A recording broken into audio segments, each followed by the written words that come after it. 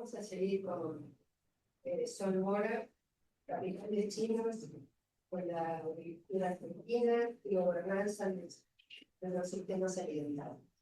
Buenos días, voy a empezar la presentación con lo que posible a la capital de China, la agricultura argentina y gobernanza de los sistemas alimentarios. Bueno, esta presentación básicamente recupera algunas cuestiones que hice durante el primer campo doctoral y tiene también algunos avances del plan de trabajo que se trata del ingreso a carrera del investigador. Y surge a partir de algunos debates que se están dando en los estudios agrarios y en la economía política internacional. Como les venía diciendo, esta presentación surge a raíz de ciertos debates académicos que se están dando a raíz de las transformaciones en las relaciones alimentarias internacionales provocadas por el ascenso de China. Como ustedes saben, la consolidación de China como segunda economía mundial fue acompañada por un aumento de la demanda de alimentos que provoca que China se consolide como el mayor importador de alimentos del mundo, pero al mismo tiempo China es un gran productor. De hecho, China también es el tercer mayor exportador global de alimentos.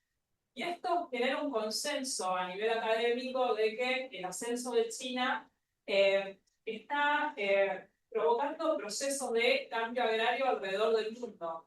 Entre ellos, el surgimiento de relaciones sur-sur, oeste-sur, de comercio, tecnologías e inversiones alimentarias que están reconfigurando las cadenas globales de commodities y que también están provocando el surgimiento de flujos sur-sur o oeste-sur de, están modificando las relaciones de poder en el sistema alimentario global. Y un rasgo de este sistema alimentario que está reestructurando China es que desde el neoliberalismo se caracteriza por el dominio de las empresas nacionales, en particular de países del norte, en las decisiones alimentarias, que es lo que autores como Philip McMichael denominan el régimen alimentario corporativo, y que además se apoya en un conjunto de ideas que reducen la producción de alimentos a la búsqueda de ganancias, desconectándolo de las bases ambientales, pero también de la nutrición y el sustento. Y por otra parte, creo que es relevante y es interesante ver cómo estas discusiones se están desarrollando en Argentina, porque los alimentos han sido la base de la relación entre Argentina y China, han sido uno de los pilares, en especial el comercio de soja, y además, como sabemos, la demanda de alimentos de China es clave para la economía argentina, pero al mismo tiempo se está provocando ciertas dinámicas agrarias, afectando las dinámicas y decisiones en el sector agrícola, lo que genera implicancias alimentarias y ambientales, además de económicas.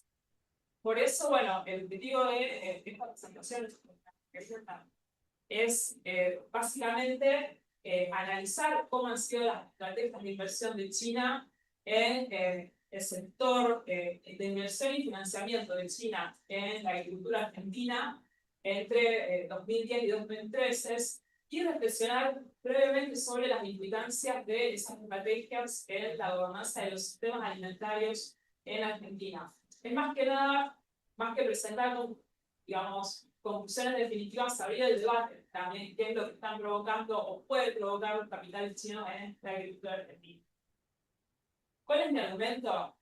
Que los capitales chinos están facilitando procesos de reconfiguración de la gobernanza de los sistemas alimentarios en Argentina, que son resultado de la influencia de las empresas chinas en la cadena de la soja y también del surgimiento de nuevas áreas de producción y consumo de alimentos. Y sin embargo, este proceso al mismo tiempo está profundizando ciertos desafíos existentes en la gobernanza de los sistemas alimentarios. Yo voy a dividir esta presentación en 4 partes. En primer lugar, me voy a referir a los aspectos teóricos conceptuales, después voy a caracterizar brevemente las relaciones alimentarias entre China y Argentina, para después sí, concentrarme en las estrategias de los capitales chinos y reflexionar sobre sus implicancias. En términos conceptuales, con capitales chinos, bueno, sigo la definición de Oviedo, que incluye diversas formas de inversión de China y también los financiamientos por parte de empresas chinas. Y lo que es importante destacar, la siguiente. Lo que es importante destacar es que estas formas de inversión y de transferencias financieras o financiamientos, yo asumo que están alineadas con las estrategias de seguridad alimentaria de China, que tienen como pilar la autosuficiencia. De hecho, China privilegia la producción doméstica de sus alimentos, en particular de cultivos básicos como el arroz, el maíz y el trigo, pero en donde las inversiones en agricultura en el extranjero están ganando cada vez más relevancia, como lo evidencia la reforma de la Estrategia de Seguridad Alimentaria en el año 2013 y también el Libro Blanco de la Seguridad Alimentaria de 2019. Por otra parte, la gobernanza de los sistemas alimentarios es interpretada desde un enfoque neograngiano de la economía política internacional como un proceso en el que se definen las decisiones y las actividades vinculadas a la producción, distribución y el consumo de alimentos. Es decir, qué alimentos se producen, cómo, dónde, por quién y para quién, y con qué efectos. Yo en esta presentación me voy a vincular a enfocar solamente en la producción y la distribución, dejando de lado el consumo, pero es importante marcar que dentro de la gobernanza hay tres características distintivas. Primero, que la gobernanza de los sistemas alimentarios está permeada por relaciones de poder entre diferentes actores. Y si bien mi foco está en China, el foco de esta presentación es China, hay que reconocer que los actores y las dinámicas locales también son importantes. En segundo lugar, que los sistemas alimentarios son sistemas socioecológicos, porque están en interacción con recursos naturales y con el ambiente. Por eso hay que considerar sus efectos no solo en el acceso y disponibilidad de alimentos, que sería la seguridad alimentaria, sino también en el acceso y disponibilidad de recursos naturales y el ambiente, o sea, en definitiva, la sustentabilidad. En último lugar, yo asumo que los capitales chinos tienen lugar en el marco de estructuras de gobernanza de la tierra vigentes en Argentina que afectan esas inversiones, pero que al mismo tiempo los capitales chinos tienen la capacidad de transformar esas dinámicas. Es decir, que hay una interacción mutua. ¿Es mucho mejor? Sí. Hay una interacción mutua. La siguiente. Y antes de analizar el caso, es importante mencionar que, al igual que en global, en Argentina, la estructura de gobernanza de la tierra también se caracteriza por el dominio de las empresas transnacionales del norte y también algunas empresas nacionales. Hubo una cuestión que no mencioné, que estaba en el primer slide, que la prueba más contundente del poder corporativo a nivel del sistema alimentario global es que hasta el año 2015, entre el 70 y el 90% de las exportaciones de granos del mundo, de la comercialización de granos, estaba concentrada en 4 empresas, que es el grupo ABCD, ADM, Cargill y Denflux, que, digamos, esa es la prueba del poder corporativo. Y Argentina no estaba exenta de estas dinámicas, y este es el marco en el que se profundizan las relaciones con China. Algunos datos, creo que hay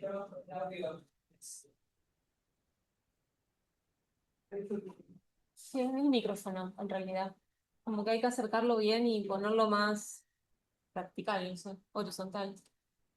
Yo sé que luego con la voz.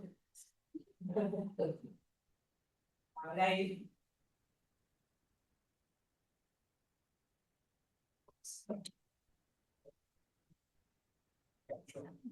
El máximo volumen del micrófono. Como decía, el 85% de las exportaciones argentinas a China consisten en productos de la cadena agroalimentaria, en los que la soja tiene una importancia central. De hecho, la soja es el cultivo estrella de la relación entre Argentina y China.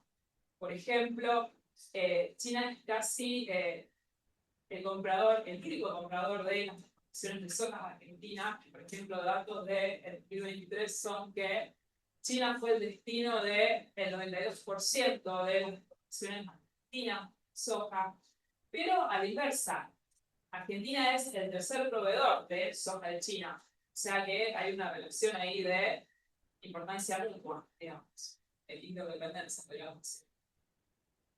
Y el comercio desde el año 2010 fue complementado con el ingreso de inversiones y financiamientos de China a la agricultura argentina, que fueron tomando distintas modalidades, asumiendo distintas estrategias en función del objetivo de los proyectos.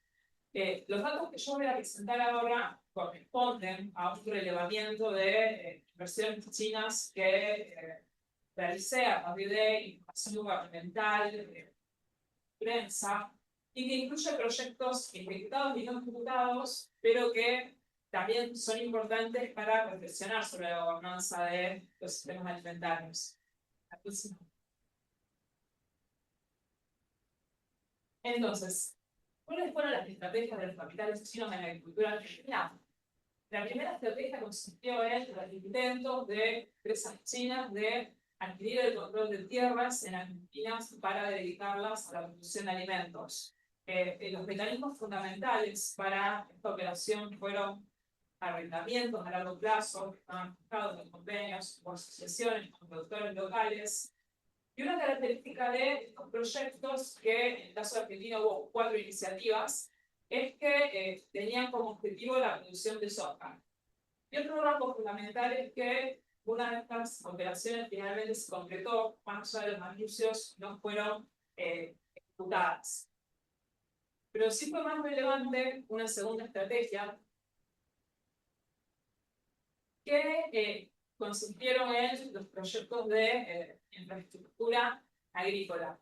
El financiamiento de infraestructura, bueno, ahí se confirmó el PowerPoint, pero fue muy importante la infraestructura de 2 tipos. Por un lado, la infraestructura que facilita la producción agrícola. Y en estas iniciativas se destacó el riego por el número de iniciativas.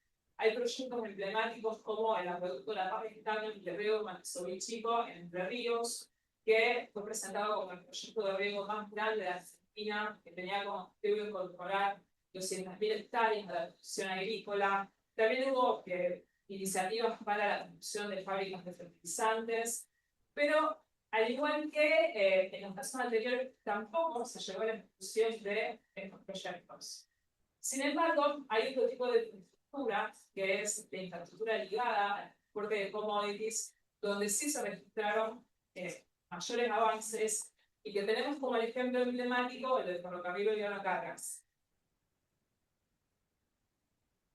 Que, bueno, este es un proyecto financiado por 2 bancos chinos que incluye la reparación o el reemplazo de vías locomotoras y vagones a través de 17 provincias argentinas y que tenía como objetivo tiene como objetivo extender la red ferroviaria hasta los pasos fronterizos y también permitir la salida de productos por los puertos del Pacífico. Siguiente. Una tercera modalidad de una importancia fundamental también han sido las inversiones en la cadena de valor de la soja. Esto tiene lugar en 2016, cuando la Corporación Nacional China de Cereales y Aceites Comestibles, COFCO, que es la mayor empresa de procesamiento y distribución de alimentos de China, completa la adquisición de 2 grandes traders, 2 grandes comercializadoras de granos, Noble y Nidera.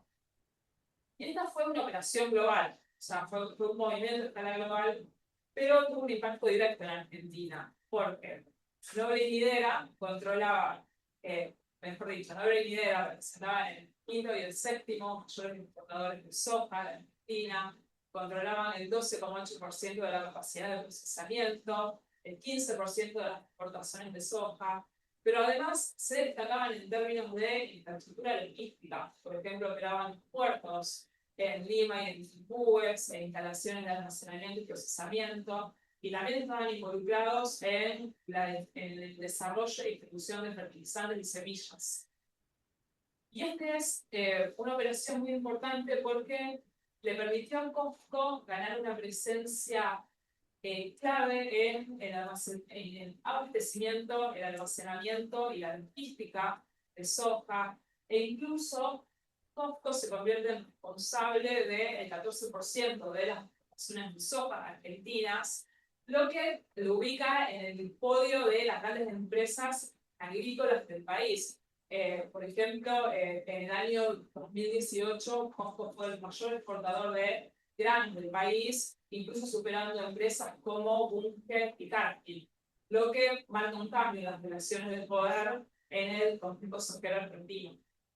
Y esta es una influencia que se acentúa mucho más cuando la Corporación Nacional Química de China, en China, quiere Syngenta, que es una empresa que lideraba el mercado de semillas y agroquímicos en el país. Y por último, la cuarta estrategia se vincula a el ingreso de Argentina en la Franja de la Ruta, que aunque hoy en día, bueno, sabemos que esto está paralizado, pero al momento de la adhesión argentina, entre los 14 proyectos negociados, hubo algunos de relevancia para la agricultura. Por empezar, infraestructura que conecte regiones productoras de alimentos, que mejoren el comercio con China, que faciliten el transporte, como los puentes Chaco Corrientes, el puente San José Paraná, y una serie de rutas también, la ruta Zárate-Rosario, Pino-Rosario, Córdoba-Santa Fe. Entre los proyectos negociados fueron muy relevantes los acueductos, como el riego, que permitieran mejorar la producción agrícola, pero también incorporar nuevos áreas de cultivo. Dos proyectos clave en este sentido fueron el acueducto del norte santacruceño y el acueducto de desarrollo formoseño. El acueducto de Formosa tenía como objetivo explícito incorporar 40 hectáreas al cultivo. Entonces, ¿cuáles son las implicancias de estas estrategias en la gobernanza de los sistemas alimentarios? En realidad, lo que vemos en los proyectos es que hay un progresivo crecimiento de la importancia y la presencia de actores chinos y de empresas chinas, actualmente, en los sistemas alimentarios de Argentina. Y esto facilita una serie de cambios en la gobernanza asociada a dos dinámicas. Primero, que las empresas chinas ya no son solamente compradores, sino que tienen un mayor peso en las exportaciones y fundamentalmente pasaron a controlar eslabones clave de la cadena de la soja en desafío y compitiendo también con las transnacionales del norte. Y en segundo lugar, es que los proyectos de infraestructura tienen el potencial de estimular el surgimiento de nuevas áreas de producción y circulación de alimentos. Entonces, esos dos elementos me indican que China tiene la capacidad de moldear y aceptar las decisiones respecto a qué alimentos se producen, cómo, dónde y cómo circula en el país. Y el ejemplo más emblemático de eso, o la muestra de eso, lo que lo evidencia, es la relevancia de la soja en los proyectos relevados, y especialmente los ejecutados. O sea, si consideramos el caso del grano en China vemos que la soja sigue siendo el cultivo clave de la relación bilateral. Y esto plantea una serie de desafíos para la gobernanza de los sistemas alimentarios.